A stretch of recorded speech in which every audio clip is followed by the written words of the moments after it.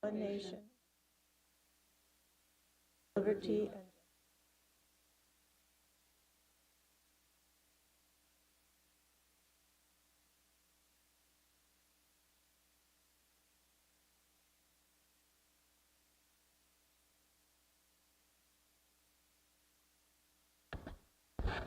Okay, the meeting will be called to order at 8:31 on Wednesday, June 19th.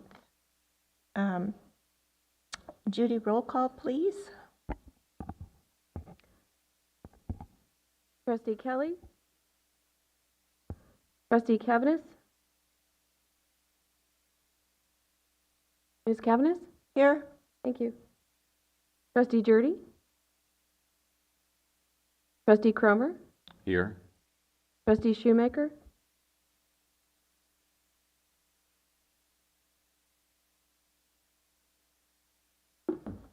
Trustee Harris? Here. Trustee Swope? Here. Trustee Pierce? Here. Trustee Land? Thank you.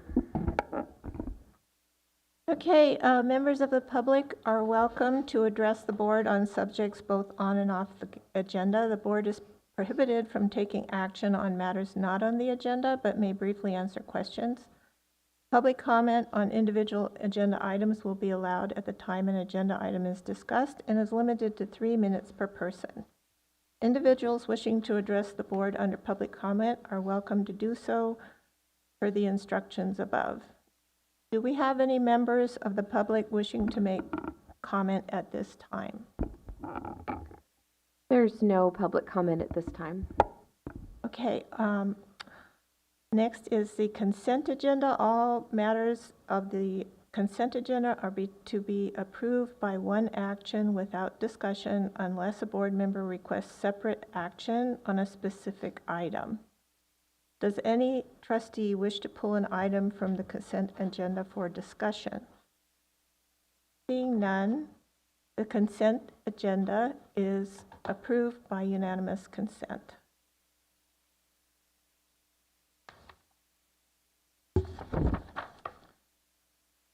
Next agenda item is discussion regarding the historical benefit review project status and project updates. Director Rentschler. Thank you, Chair Cavanis. We are making some slow but steady progress on the corrections that do not require a change in methodology from our first application. If you have any questions regarding the report, I'm happy to answer questions. Do we have any board member discussion? Is there any public comment?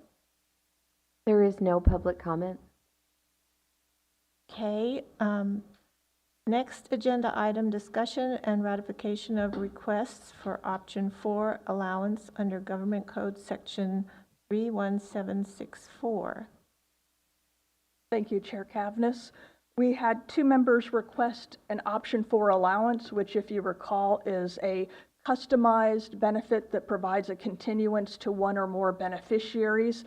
That calculation of the benefit is performed by the system's actuary, and the actuary attests that it does not provide any added cost to the system than the benefit the member would have received themselves. The member is taking a reduced benefit to provide for that continuance. Per the board's direction, they asked that these items be brought not as part of the consent agenda, but as an agenda item for discussion.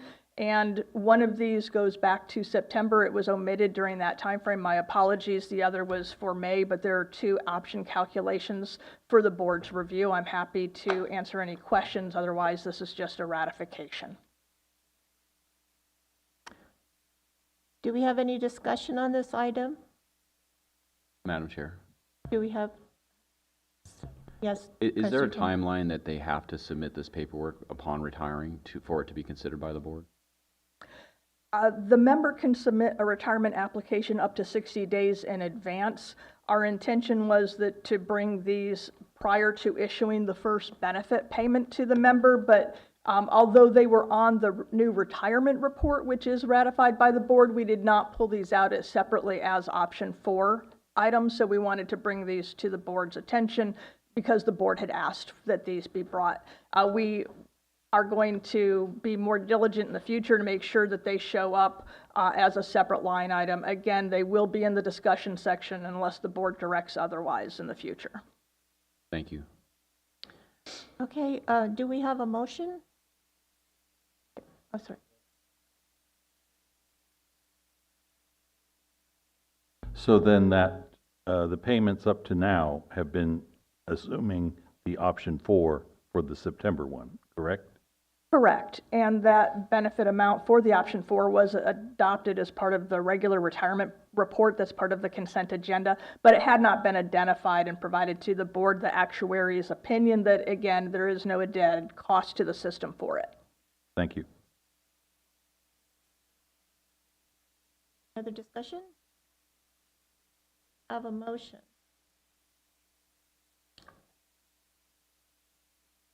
I move to ratify the optional settlement for allowances for Sandra Griffin and Brian Lloyd, please. Okay, is there any further discussion? Is there any public comment? Ms. Zeller, please take a roll call vote.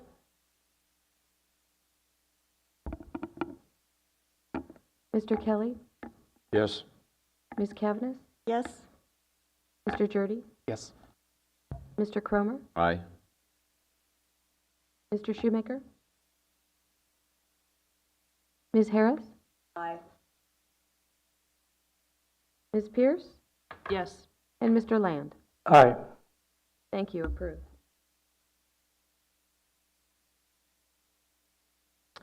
Okay.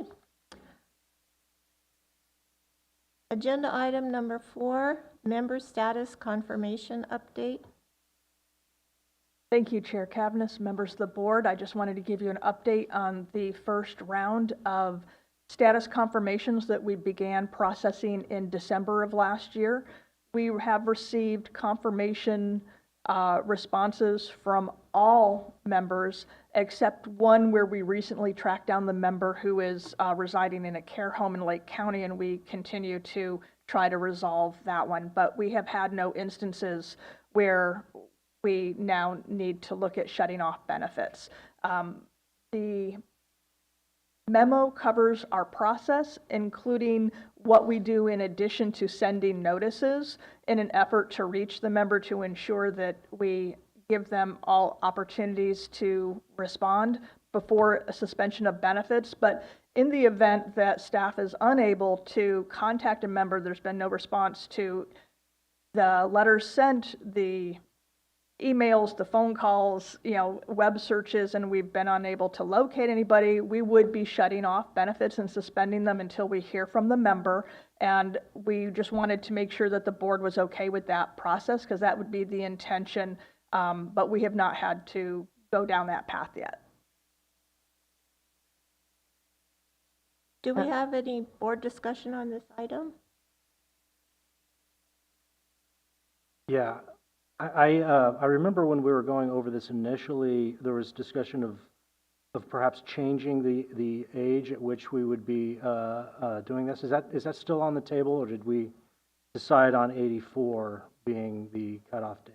We started the first mailing with those who are oldest, and we went down to age 85.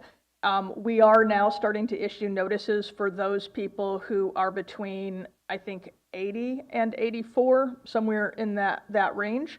And we'll work our way down to age 75, which is what the policy indicates that we'll do on an annual basis. The policy also outlines that for individuals under age 75, that they would be subject to confirmation on a 3-year cycle based on their initial of their last name. And we can also do special mailings or something based on other criteria. We include in the annual verification those individuals who are outside of the country. But if we wanted to, we could also do a special mailing for people who live outside of California. Not all states report to the Social Security Master Death Audit File anymore. There was a change in law, so that makes that Life Status 360 service that we utilize for death notifications a little less accurate than it was in the past. So this audit procedure would help us. We continue to use that service, but it will give us an opportunity to ensure that the member receiving benefits is actually alive. Is there any further discussion? Madam Chair, I looked through the process and it's very thorough as to confirmation of those that have not replied. The only feedback I have is coroner's records are a matter of public record, so if we do have a known last address, it might be beneficial to contact the coroner in that division or that jurisdiction to see if they have any reported death. I don't know if that was done or not. It has not been done. I know in some jurisdictions, while it is, you can't get a copy of the actual death certificate unless you have, like, a family member have an insurable interest, but probably information on whether or not someone has actually died. We could look at checking with the local vital statistics office. And I'd be happy to help if you have any questions regarding that. Thank you. Any further discussion? Is there any public comment? There is no public comment. Thank you.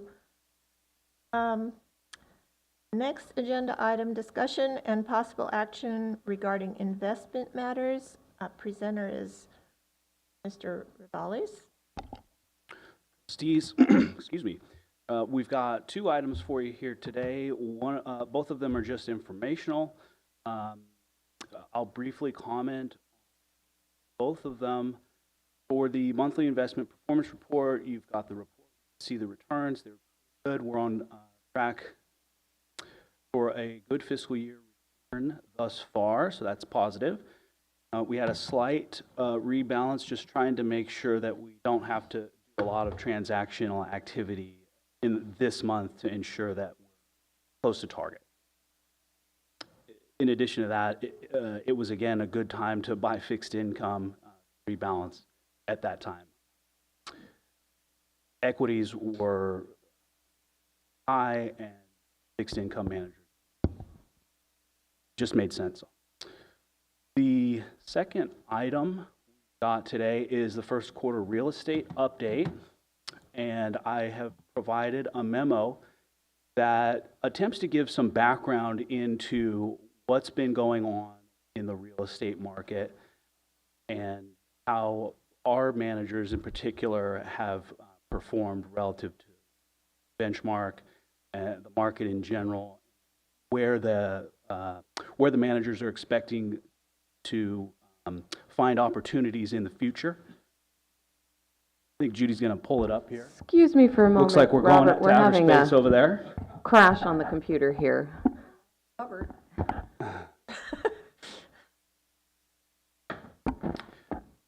You have seen this report before. Now, the memo is sort of a new take on this, trying to provide a little bit of commentary.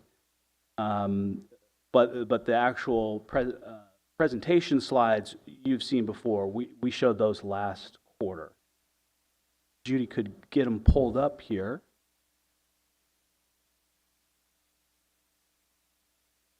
That's okay. She'll work on it. As far as the memo goes, I can't stress enough the importance of the rise in interest rates and how that has affected the real estate market. The 10-year yield specifically is a baseline for almost all real estate valuation metrics. So as that has risen markedly since March of 2022, that has put pressure on market valuation. So that's probably the most important thing to take away here. And I've got two charts that show that. It does appear that the 10-year yield has stabilized a bit since the highs in October. So that's another good thing.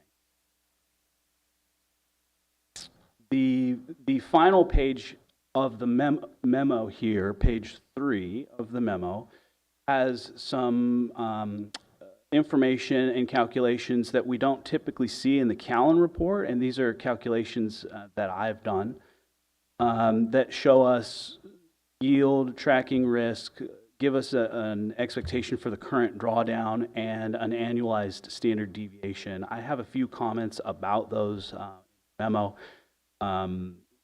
Another thing that I would note about the current drawdown is we are living through a historic time in real estate right now. The previous longest drawdown was 8 quarters, and that was in the middle of the GFC. We are now into 7 quarters, including the first quarter of drawdowns on real estate valuations. So we're approaching the 8 quarters. It's unknown as of today how this quarter, the second quarter of 2024, is going to play out. But as I mentioned in the memo, it does appear that we are near the bottom of the drawdown. The other thing I guess I'd point out is the annualized standard deviation. These are quarterly annualized numbers, so there's definitely a downward bias on them. But as you can see, even with what they are quite low. And lastly, the final comment here, the correlations before the drawdown were essentially 0, and that's a good thing. That shows good diversification. If we include the drawdown period from first quarter of 2012 through the first quarter of 2024, or 12 years, we can see that that correlation has ticked up a decent amount to almost negative 0.2 for both managers. So that means when the broad market goes up, there's a tendency for these returns to be going down slightly.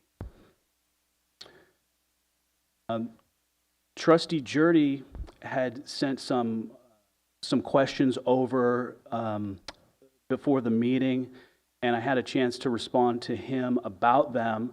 But I thought it would be good for us to talk about them here at the meeting.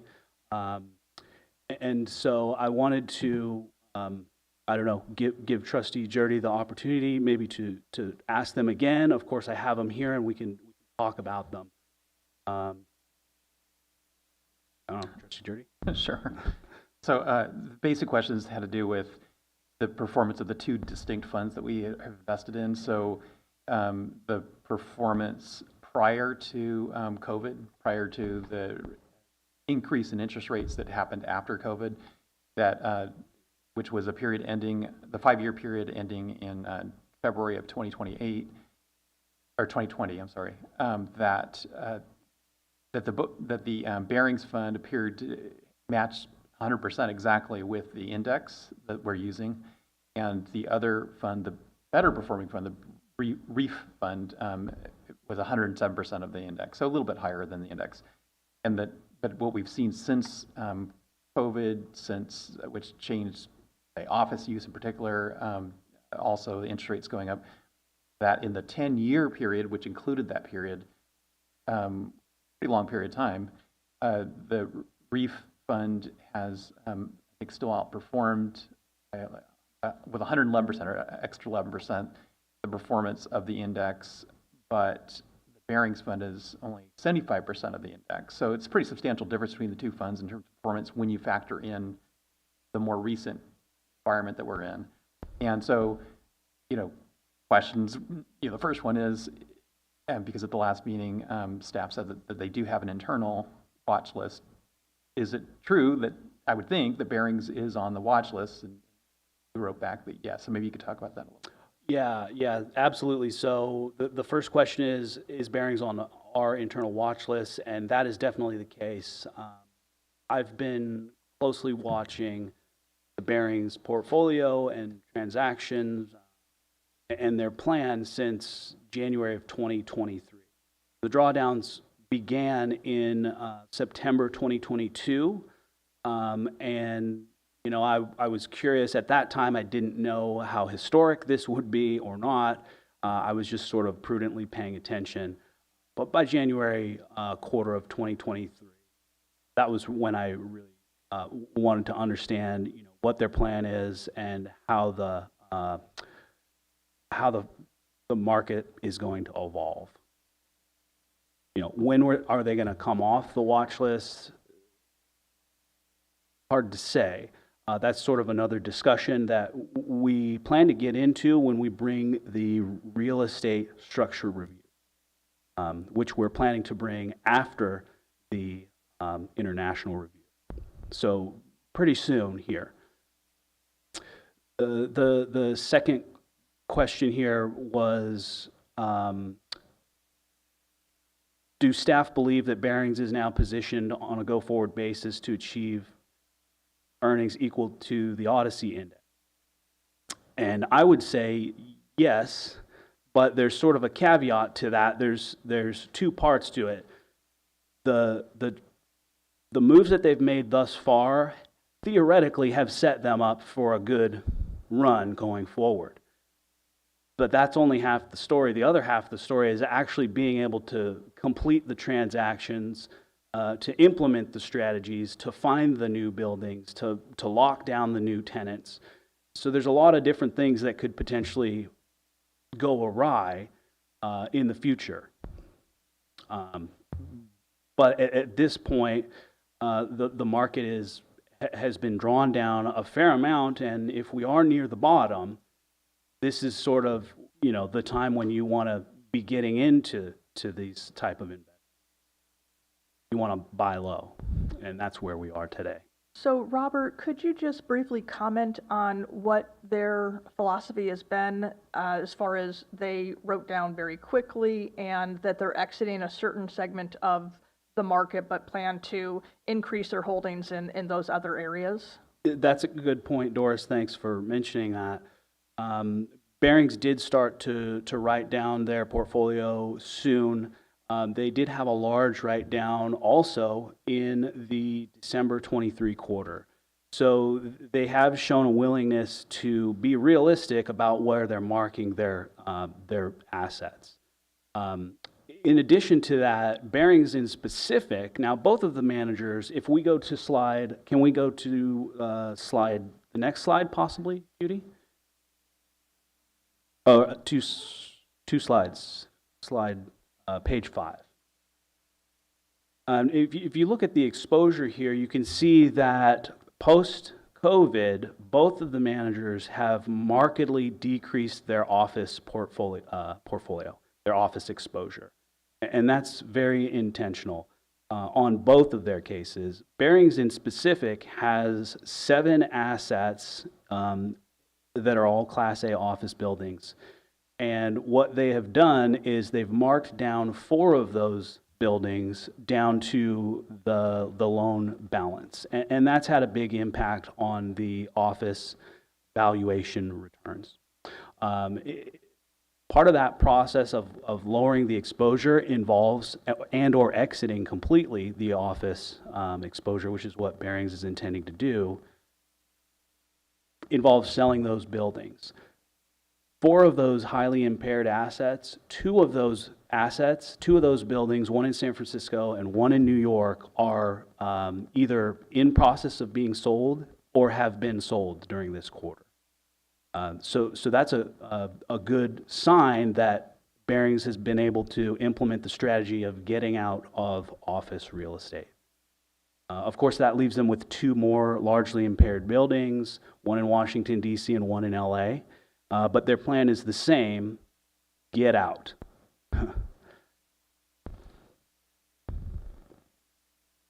Could I just ask a follow-up to that?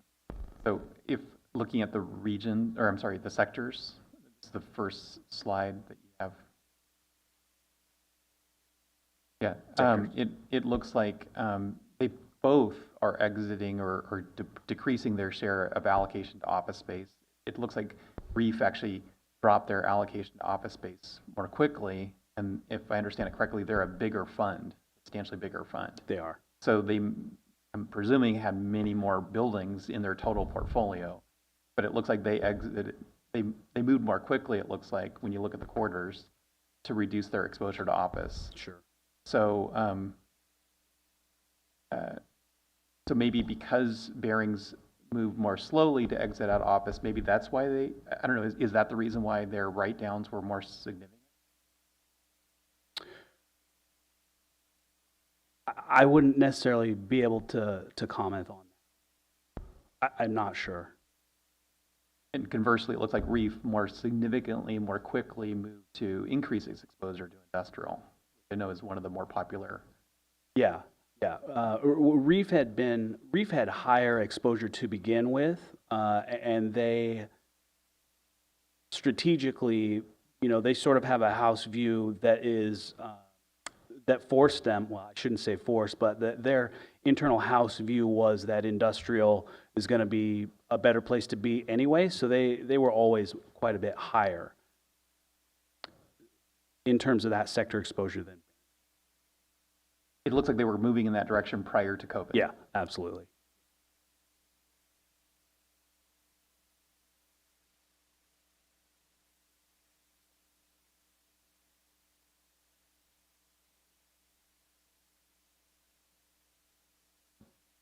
Of the existing product, it's not necessarily a reduction in the product yet. Well, in the case of bearings, it's not. So yes, that's true. But I can tell you in the next quarter, we're going to see that tick down. So they're selling at the bottom of the market. Well, some of their assets that they have mortgages on, they are selling at the bottom. When you have a mortgage, it's better to get out and not pay on more of a mortgage than the building's worth. Robert, I just have a question or a clarifying comment. It isn't necessarily that Reef sold out of positions faster necessarily. They are a much larger fund. They have more capital. If they just buy more industrial as a percentage of their portfolio, the retail is going to show that decline. And you see that again with bearings too. As they've added industrial, their real estate holdings in the office segment have declined as a total percentage of their portfolio, but they're now actively looking to sell 2 properties. One, I believe, is in escrow now, and the other they're in negotiations for. So the change in the percentage weighting is not necessarily reflective that they sold it or moved out of that sector. That's a good point. I mean, it's really a combination of both of those things, that they're both actively moving to get out, that the valuation dollars are decreasing, which makes these lines sort of go down, and that they're looking to gain exposure, both of them, to the apartment and the industrial sectors. So interestingly enough, the retail sector in calendar year 2023 was actually the best performing sector, which, you might not necessarily have thought that, but it turns out that was the case,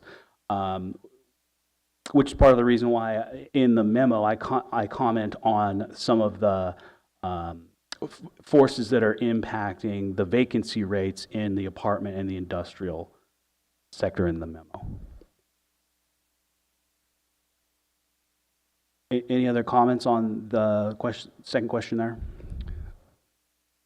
The third question that Trustee Jurdy asked was, is there a reason why the Callan investment report seems to consistently indicate earnings net of fees, but the quarterly real estate report seems to indicate gross of fees? Am I incorrect in reading the final slide in the report? So if we could go to the final slide of this report. And the answer is no. You were reading that correct. That is the case. Callan does report net of fees. And as I mentioned in my response to Trustee Jurdy, I wanted to break out the returns into the 2 separate factors that total that return, which is income and appreciation.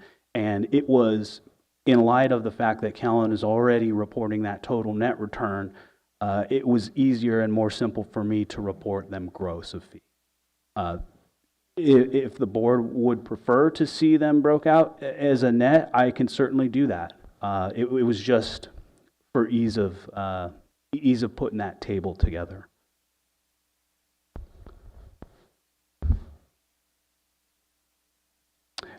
Any comments, thoughts? I'm guessing.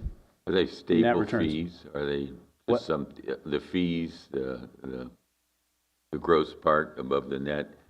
Are they are they a set number? Yeah. Or do they fluctuate for Mm. inside each agency's They're portfolio? they're based on basis points of net asset value. So yes, the dollar amount fluctuates, but it's always the same percent. Perhaps you could just note that at the bottom of a page or something. Okay, I can do that. Future. And the final question, comment that Trustee Jurdy asked was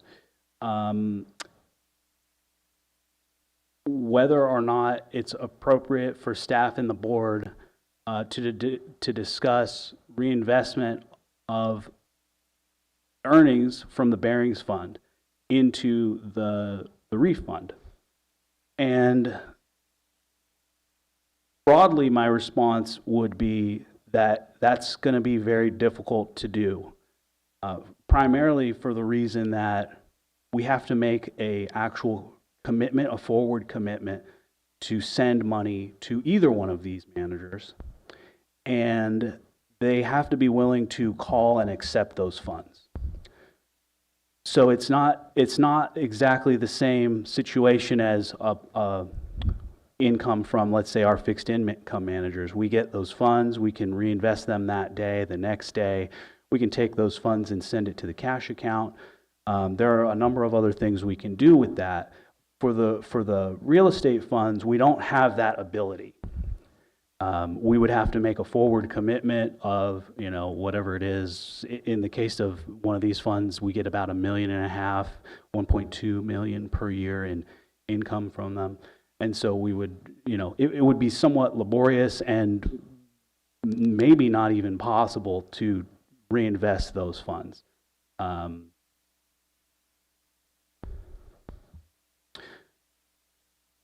With that, like if you make a commitment, you're put in a queue and they call you when they're getting ready to actually execute the purchase of a building, at which point then you typically have to send the funds within 7 days. So we might have quarterly distributions that they're not looking to pull money for a year or something, depending on how long it takes them to find a suitable property that they wish to purchase. So they also call their queue for people who want to commit funds in the order in which people have signed up. So initially, we probably had a lag of over a year before we funded the commitment to them when we first selected a real estate fund.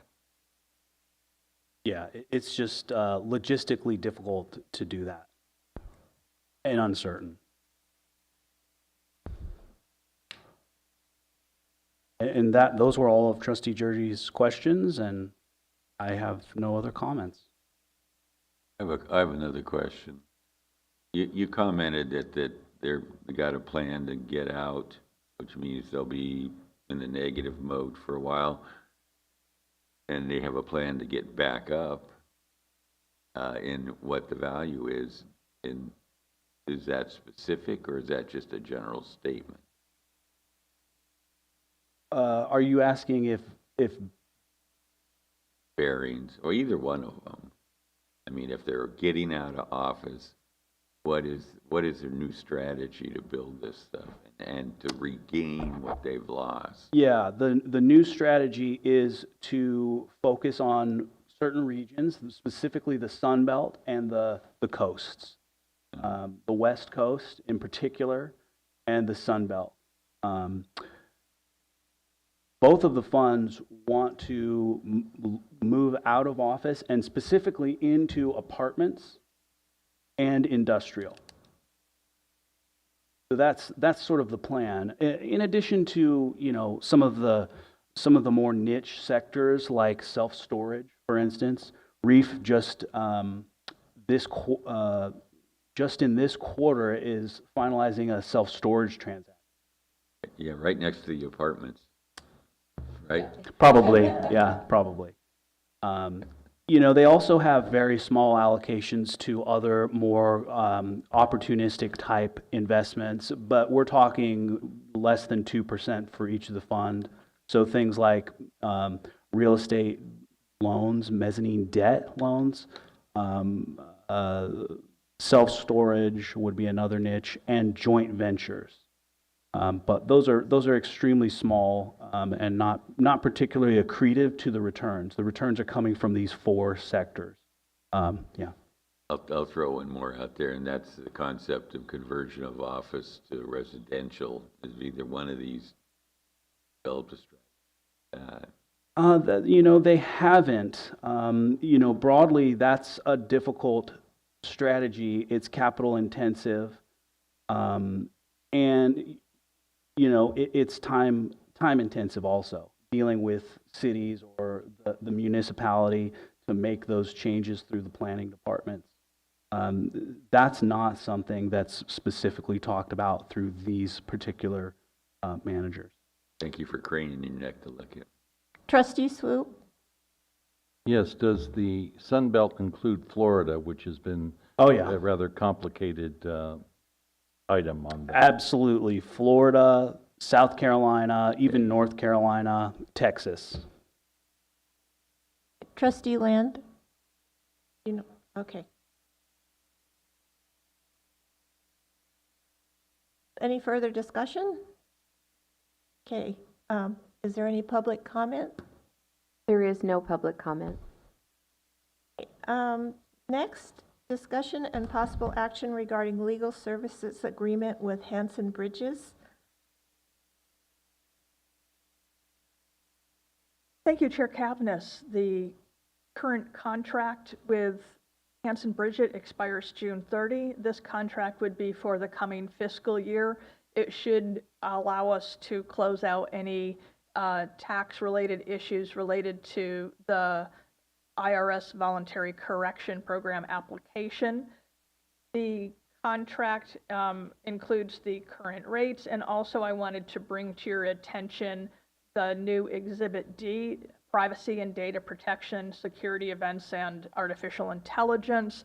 That was a new addition to our contract in response to a suggestion from the external risk auditor providing a risk assessment for us. So this outlines some conditions in the event of a breach of their system for notification and other processes, requirements for data security. Do we have any board member discussion on this? Trustee Harris? Looking at the hourly rates, when I decided I wanted to go into teaching, my goodness, that would have been a little more lucrative than spending 32 years in a high school classroom. Any further discussion? Is there a motion?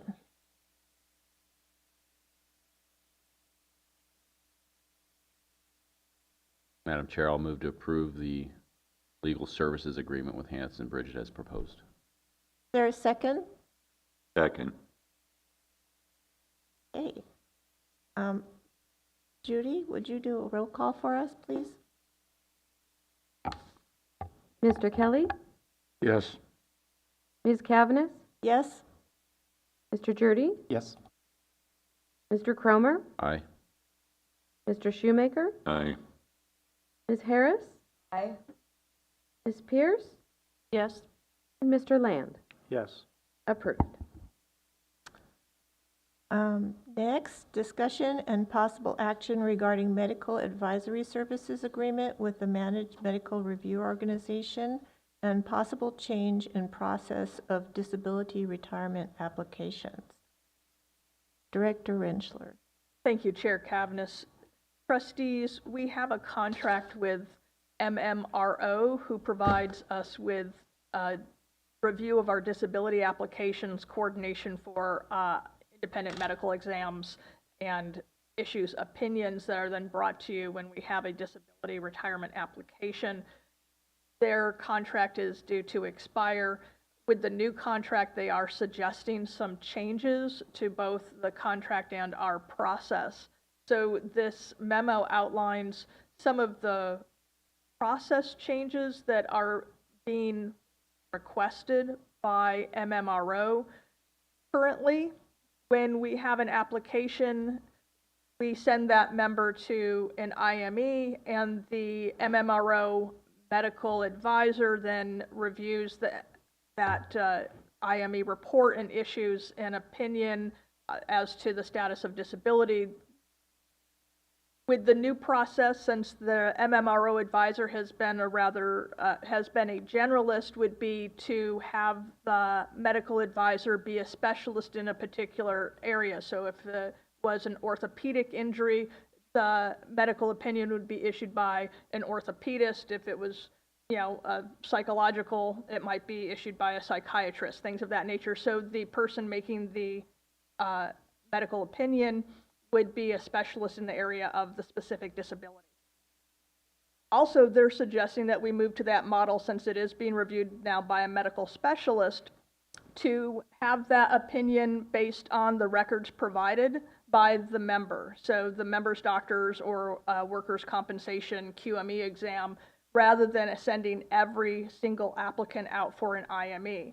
So although the cost for utilizing a medical specialist for the medical opinion is slightly higher, about $180, if I remember correctly, over our current medical advisor report, we would potentially save money by doing fewer IMEs. So certainly if the recommendation was not to approve an application, we would pursue an IME before it ever came to the board for determination, but we wanted to discuss the process changes, and if I have anything wrong on the process, Judy and Jeff can correct me, but we're looking at a discussion of whether or not we wish to change our process, and then also adoption of the contract.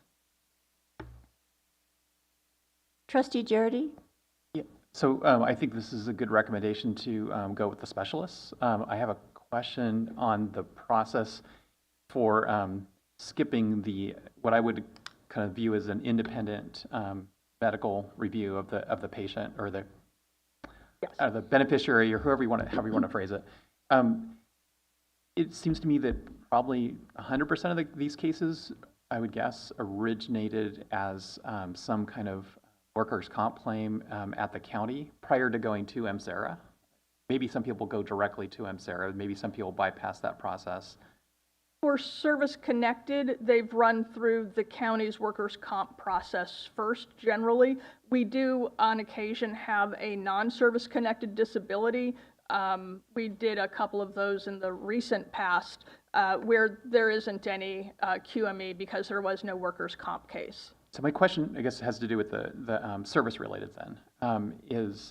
And I realize MSERA is separate from the county, and it has its own process and its own laws and regulations governing this process. But assuming someone has also concurrently or previously gone through the county's process for workers' comp, and the county has a risk management manager and a risk analyst that are working with workers' comp, and many of these people ahead of time,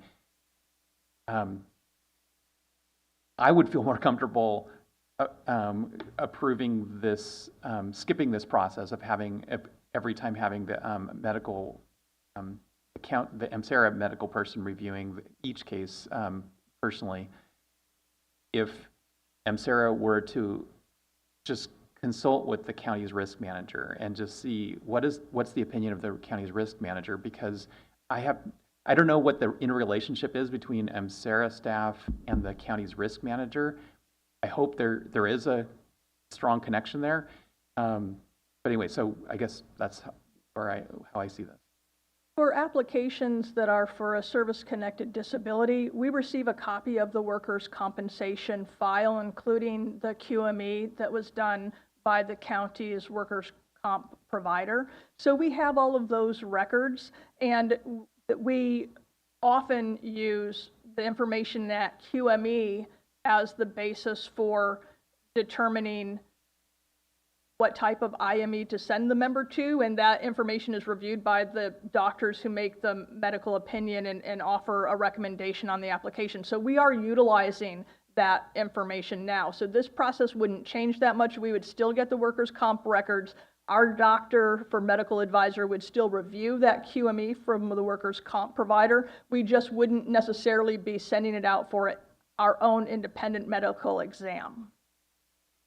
Just to follow up, are there is there never a case where someone has not been approved for workers' comp either because they're still in the process or they were denied? Is there never a case where that's occurred and yet they still proceed towards the service-related disability retirement? You might have someone where the workers' comp review has determined that maybe the employee could return to employment, and that does not preclude them from attempting to file for a disability retirement from the system. But again, we would look at that workers' comp information and their QME and potentially provide our own IME in determining whether or not that person can perform the duties of that position. And I personally am not been that involved in the process here, so I might have to refer you to Jeff and Judy for more details on that process, because it's not one that I have been involved with. So, good question. So for clarification, the workers' comp process is different laws, different doctors, and different standards. When we're looking at it from MSERA's perspective, the question is whether the applicant is permanently incapacitated, and they have to have medical to even start the process rolling. So they have to have some medical opinion from a treater or some other doctor that they are permanently incapacitated. I wanted to spend just a second to talk about the advantages and disadvantages of changing the process. Currently, the process that MSERA has always used is to, if it is a request for a service-connected disability retirement, the non-service ones tend to be very serious medical conditions, and we tend to skip the IME process.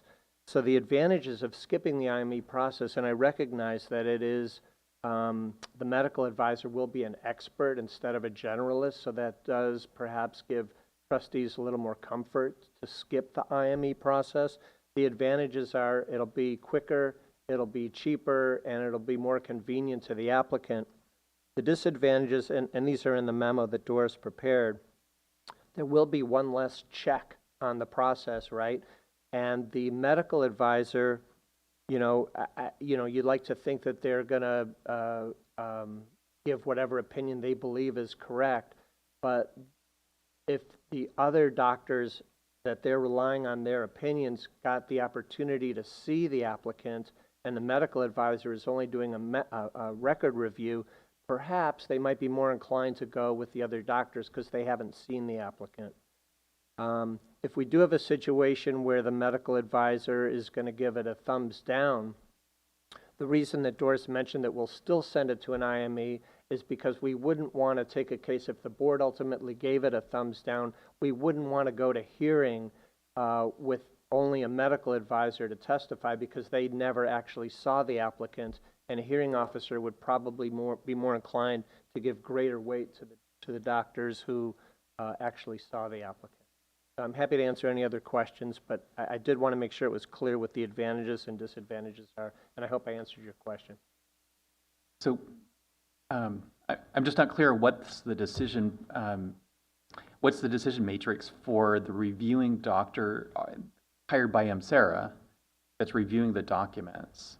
What's their decision matrix to decide this case needs and warrants an independent doctor hired by MSERA to review the client directly? What do you call them? So maybe I can address your question. If the medical specialist reviewing the records, they're looking at a set of, I believe, 5 questions that we specifically have that align with the county retirement law of what it means to be permanently incapacitated under our laws. So if they had any concerns that the information in the medical records that they're reviewing was insufficient to answer those questions well, they would recommend an IME, because they're not going to be able to answer our questions that we require of them as part of our process to state that that person is permanently incapacitated from the information that they were provided. They would suggest going out and getting an IME. If they feel that the information in the records is adequate, there's enough objective, evidence in the file, test results, et cetera, that they can make that opinion and answer our questions, then they would issue that report and we would bring it to the board.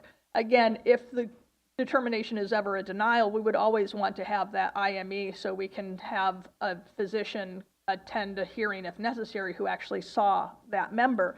But in some cases, it may not really be necessary. There may be adequate evidence in the medical records to have our medical specialist render an opinion and answer the questions that we require of them to say, yes, this person is permanently incapacitated based on the evidence in their records.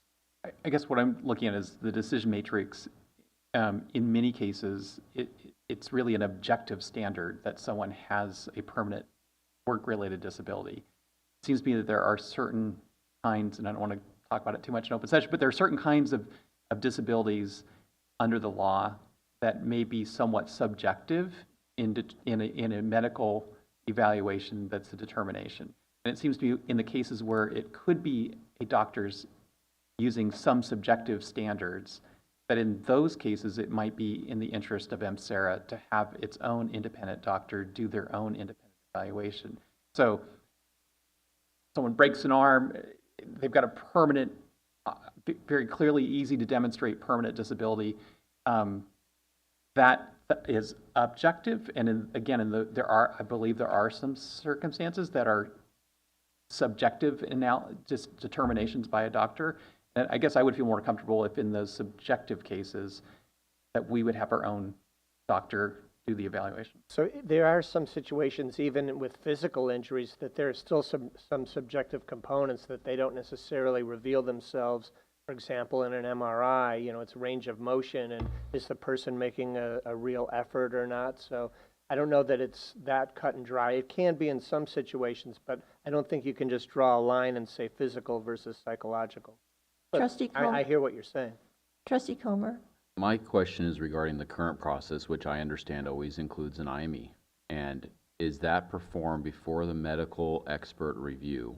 So then they can compare and contrast the records from the submitting applicant's doctor to what the IME found to see if there's any anomalies. Correct. Yes. That is the current process.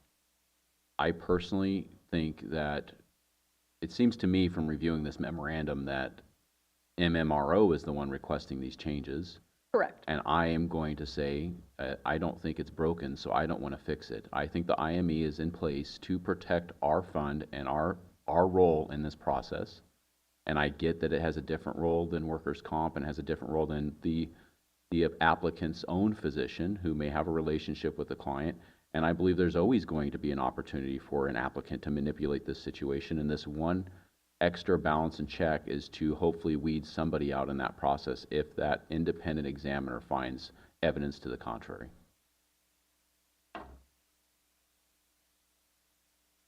Any other discussion? I tend to agree with Comer. I will say that I think the medical expert, who is an expert in that field, I think is a logical request, and it would serve our goals and our role of this process. So I do agree with Trustee Jurdy on that as well. So just to be clear, there's two issues for the board. The first is to approve the contract, and the second is to give direction on whether you want to change the process or not.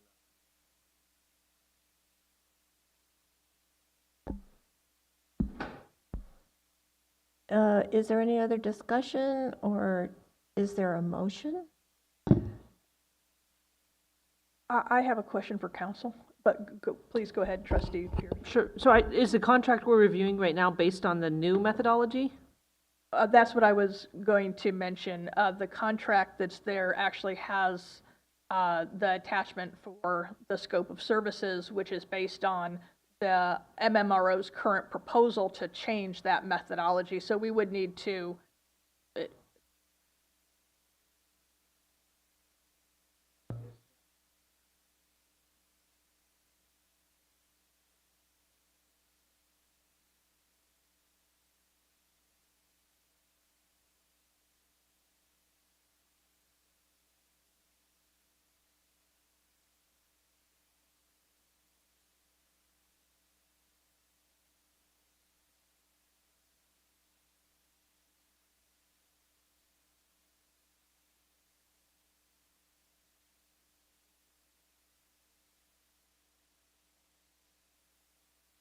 let me clarify that the proposal from MMRO is included in this packet. I couldn't tell whether or not it was actually part of the contract, but upon looking at it, it looks like it is not actually part of the contract. It was put there for your reference. The contract could be approved as provided.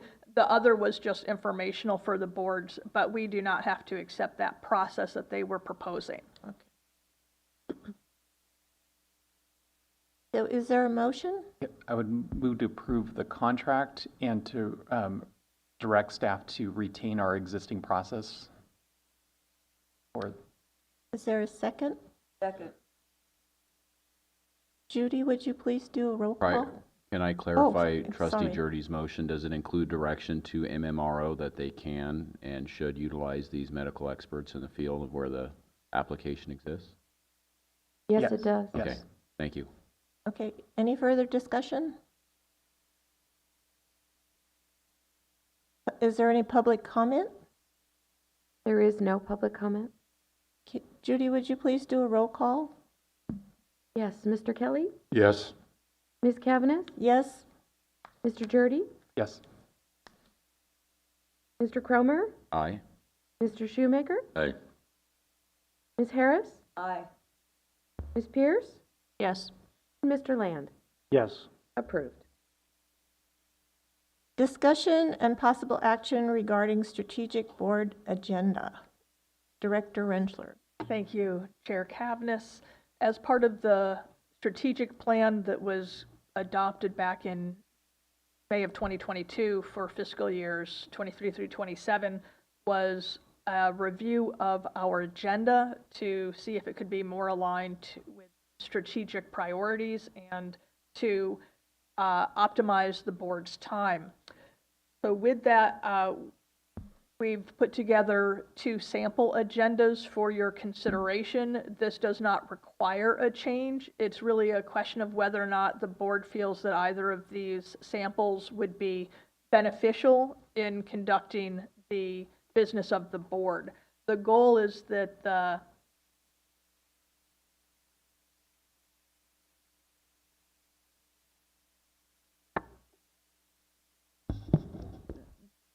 the agenda would allow us to minimize the time spent on non-strategic plan items of perhaps lesser important that are just more routine in nature, and then spend more discussion time on things that really need the board's attention and priority as far as their strategic plan and operations of the system. So if you like either of these, we could incorporate those in the future. We're happy to continue with the current agenda format if that's the board's preference. Judy has looked over both of these and doesn't really care for sample 1, and I have to agree. I think it's a little bit harder to utilize from the staff who actually has to prepare the agenda. But if the format is something that the board finds useful and helpful, we could look at incorporating that. If you have any questions about the 2 samples, I'm happy to answer them. Just comparing our current agenda with these, I would stay with our current agenda with one change, and it's not in the agenda.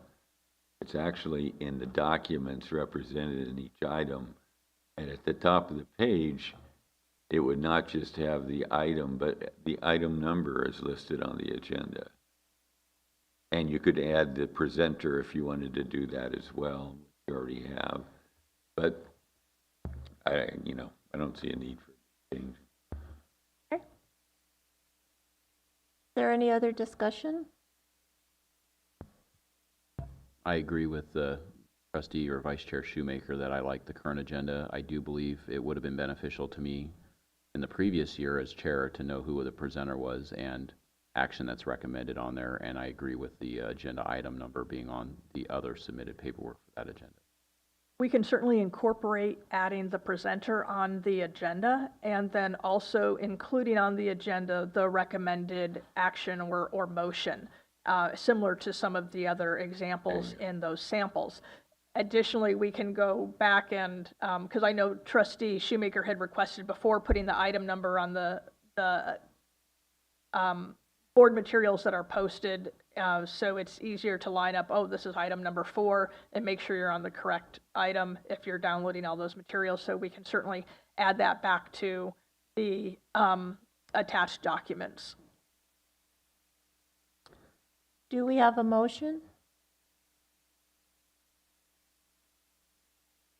I move we stay with our current agenda format, except for having the presenter and the recommended action for each item, and then on the actual support document, the agenda item be noted at the top of the page, or the cover page of each item. Is there a second? I would just ask, do we need a motion or direction to staff sufficient? I think direction works. Okay, do direction to staff. Okay. Okay. I agree with the motion, but I think that direction to staff is sufficient. Motion's rescinded. Thank Sorry, you. Richard. That's okay. Okay, is there any public comment? There is no public comment. Okay, number 9, discussion and possible action regarding return to covered employment policy. Director Rentschler. Thank you, Chair Cavness. This policy covers the limitations that an employee must comply with in order to work for a plan sponsor and continue to receive their MSARA pension benefit. So when a retiree returns to employment, they are limited to 960 hours in the fiscal year. If they work in excess of that, they would be returned to an actively contributing status. Their pension would be suspended. They would accrue essentially a second benefit. And when they re-retired, they would start their suspended benefit and get their new benefit based on the additional service. So this policy just adds a couple of new items. The other things were just changes of like policy names and a couple of grammatical corrections. But in section D on page 4, we wanted to really ensure that a retiree who returns to work knows that it is their responsibility to track those hours. We do get a report from the county, and by the time the pay period closes and we get that report, that person may have actually already exceeded the 960 hours. They need to track that as they're going forward to ensure that they don't exceed that limit, although we do check it and try to let people know when they're getting close. So that's really the only substantial addition to this policy. If you have any questions, I'm happy to address any questions you have at this time. Trustee Jardy? Yeah, so someone retires, they come back to work for the county on a part-time basis, let's say, is more typical. Do they accrue additional service credit when they come back if they're concurrently receiving the retirement benefit? No, if they're employed and work less than the 960 hours, they're not a permanent member or actively contributing member of the plan. They're earning no service credit.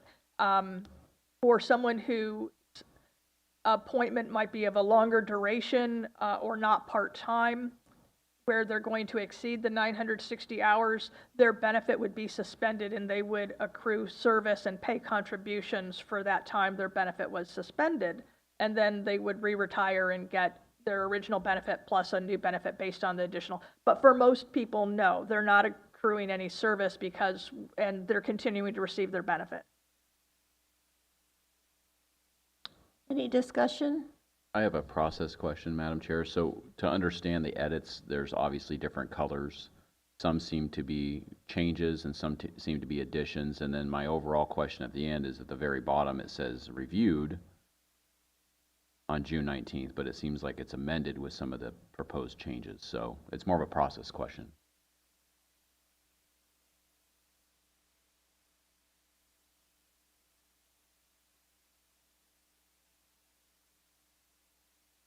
History where it says the board amended this policy if these changes are adopted. Reviewed is misspelled too. Yeah, it's also misspelled in the footer. You're correct, sir. Further discussion? Is there a motion?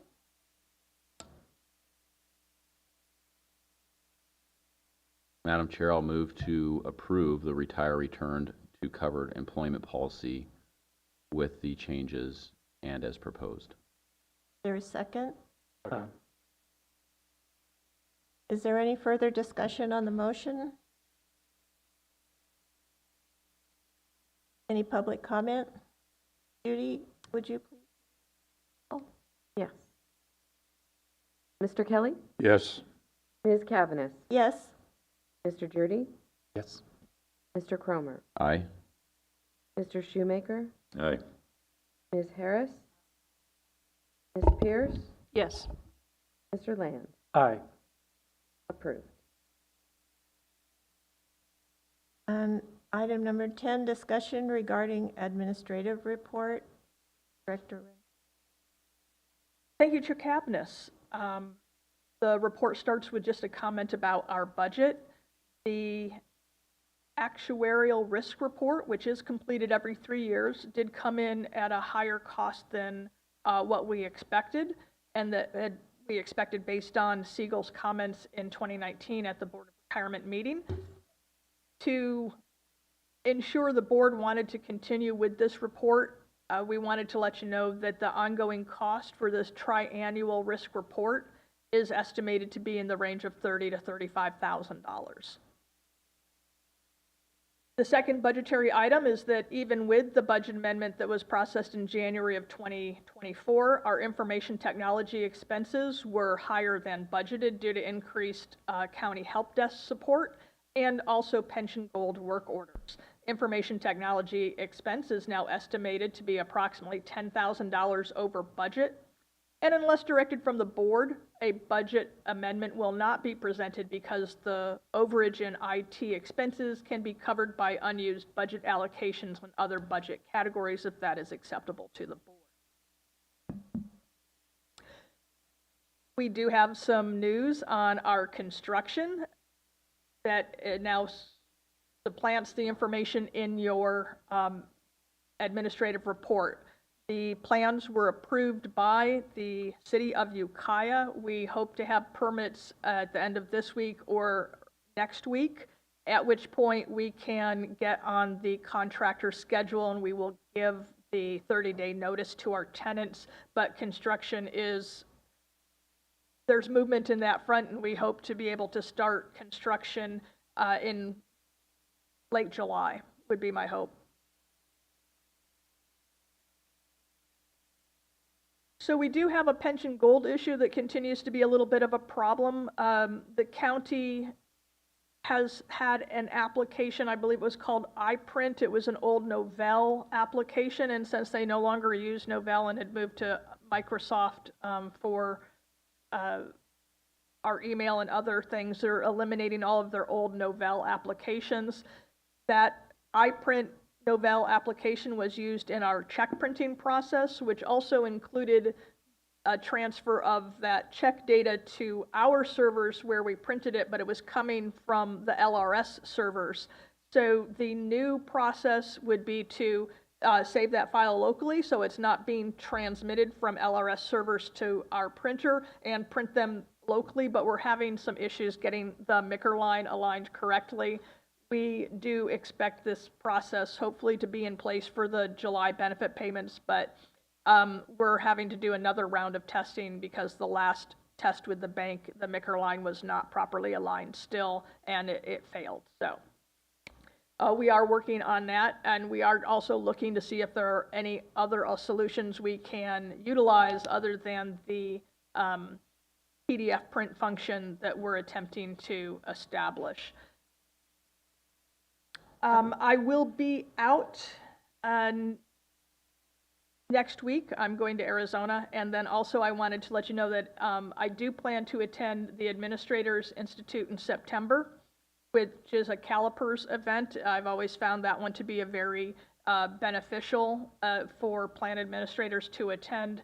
I do have the public pension funding forum in Boston in August, so I just wanted to let you know those dates that I might will be out of the office. So if you have any questions, I'm happy to answer any questions regarding the items in the report. Trustee Land. Yes, my question is about the printing process. How many physical checks are we currently printing a month? My approximately? estimate is that it's like 30-ish. Judy probably knows better than I do. Like 25? Okay. Has there been any discussions of no longer printing them and having people only accept direct deposit? I have not had that discussion Annually. currently. I believe there had been some discussion in the past and that was not necessarily something that we could force onto retirees, but we would need to look into that as far as legal ramifications. I can say that the County of LA does have a bill in front of the state legislature currently for a pilot program that would allow them to make benefit payments onto a prepaid debit card for the member, and that would eliminate the payment of by check for the rest of their benefits. But at this point, we do have a handful of people that have not moved to direct deposit, regardless of our numerous attempts to encourage them to do so. Where? All new retirements are required to sign up for direct deposit. Positive? Is there any further discussion?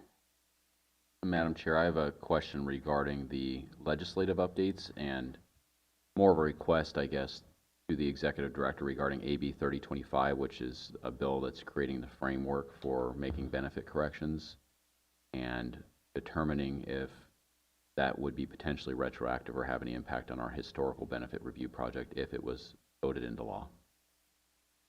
Thank you for bringing that up. That had been a concern with many of the serial systems because several of us have already corrected those Alameda issues. And although this would apply to Alameda corrections that for systems that have not really started their process, it was drafted such that it would not require us to go back and change what we have done to comply with this, but it would set a framework going forward for any other similar type events that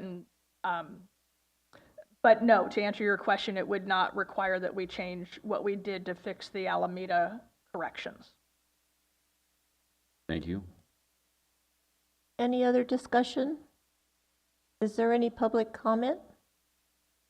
There is no public comment. Okay, then we'll move on to general board member discussion. Is there any general board member discussion? Yes. Oh, I just wanted to announce that I will not be at the July meeting.